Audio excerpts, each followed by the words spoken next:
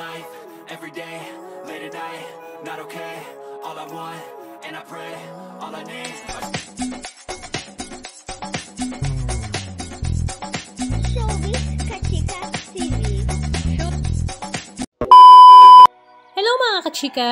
Last Saturday nga May 25, 2024 ay talaga namang bonggang-bongga nga ang naging grand opening ng bagong-bagong Solaire Resort North sa Quezon City na dinaluhan nga ng iba't ibang personalidad sa mundo ng politika, business world at showbiz industry.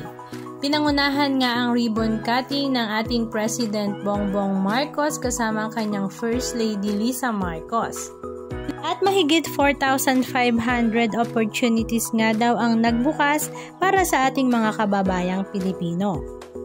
Samantala, after naman ng ribbon cutting sa umaga ay nagkaroon naman ng Solaire Gala sa gabi na dinlanuhan naman ng iba't ibang influencer sa social media.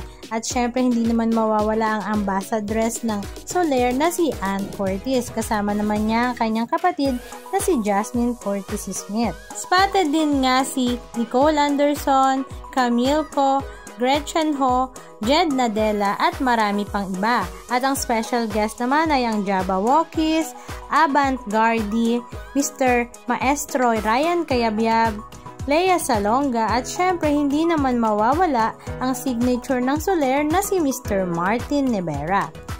Halika at panoorin natin ang ilan sa mga video clips ganap na kanilang ibinahagi.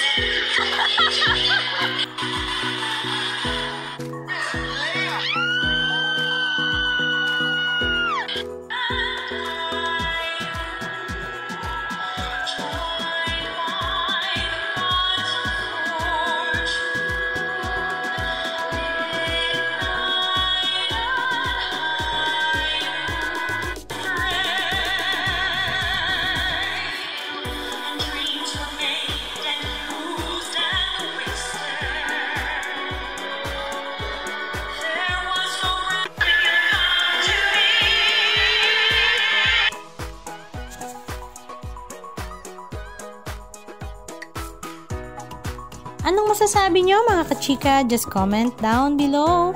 And please don't forget to subscribe. Thank you!